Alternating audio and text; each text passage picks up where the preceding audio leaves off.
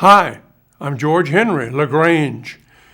It's no accident that the focal point of downtown LaGrange, Georgia, is a splendid statue representing the French Marquis de Lafayette, the extraordinary hero of the American Revolutionary War.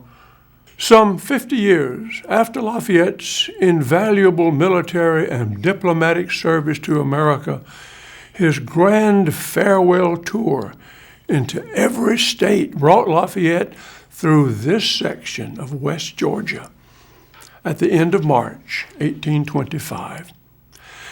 And it was only a little later that the citizens of yet-to-be-incorporated Troup County chose to honor Lafayette by naming their new county seat after his beloved French home, the Chateau of LaGrange.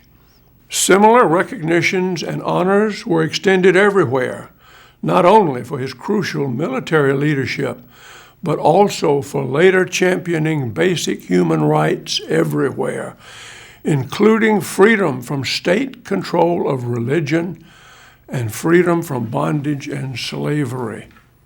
The statue of Lafayette in the heart of LaGrange is an exact copy of an original work by Eugene Eole in the city of Le Puy-en-Velay, not far from Lafayette's birthplace in south-central France. Owned by LaGrange College and bestowed on permanent loan to the city, the statue and renovated fountain were gifted by the Callaway Foundation. Their dedication took place in early 1976 as part of LaGrange's celebration of America's bicentennial.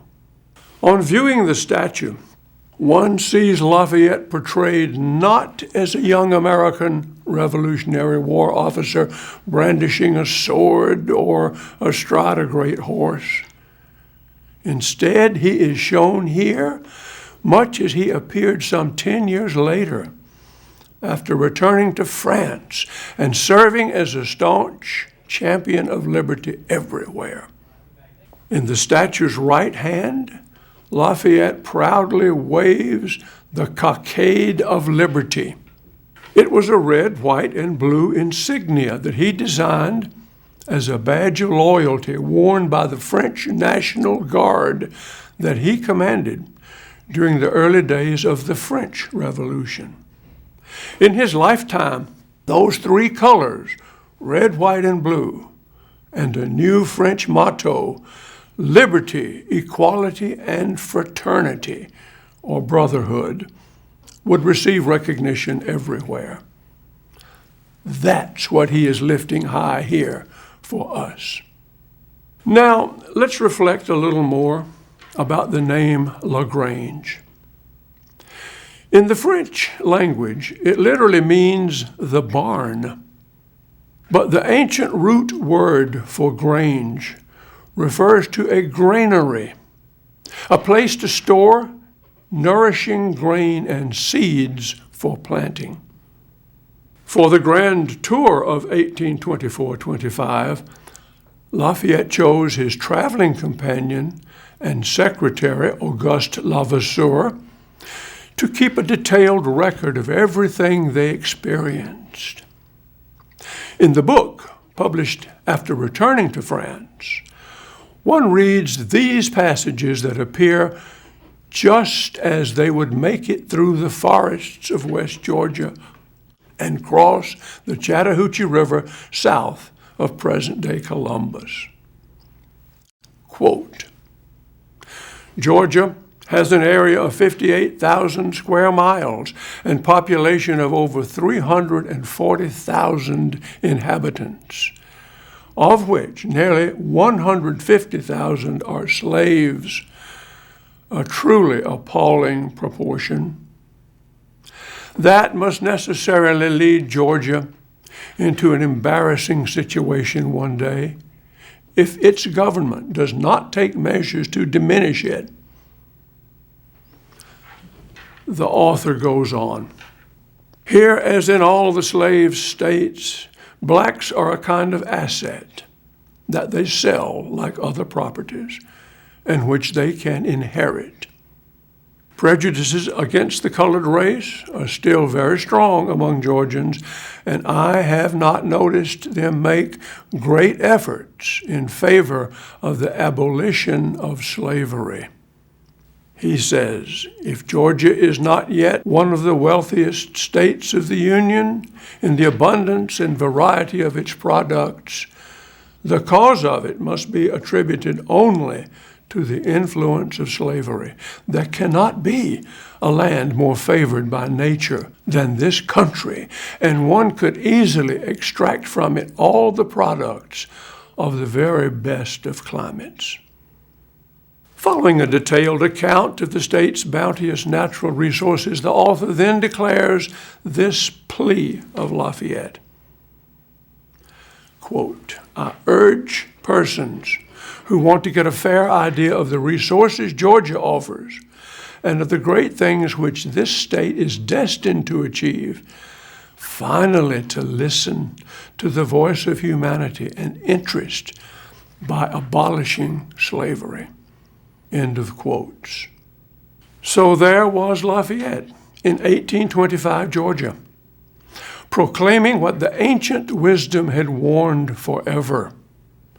St. Paul wrote in Galatians 6:7, whatsoever a man soweth, that shall he also reap.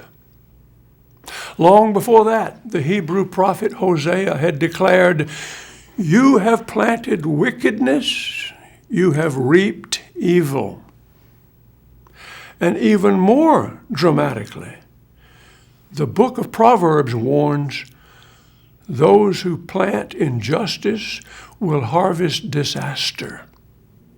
So the citizens of the new Troup County area chose to honor Lafayette by naming this city after his own LaGrange, effectively calling it a storehouse for grains harvested from seeds planted and well tended.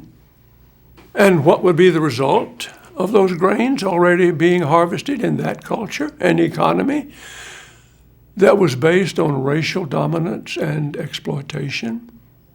Well, it was only a year after Lafayette crossed the Chattahoochee into Alabama that Native Americans would begin their forced dislocation westward on the hideous Trail of Tears.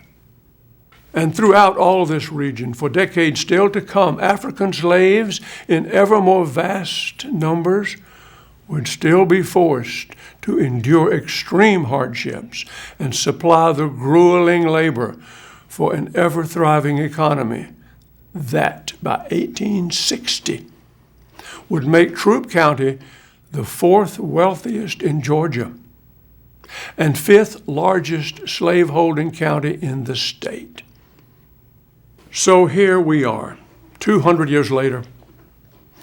Everywhere now we can and should see the absolute necessity to plant, tend to, and harvest from seeds of liberty, equality, brotherhood, and sisterhood for all. Since 1825, the people of LaGrange and Troup County have declared ourselves identified with Lafayette. With his statue here, we can be reminded of him anew every day. In many ways, ever unfolding, he matters greatly to us all.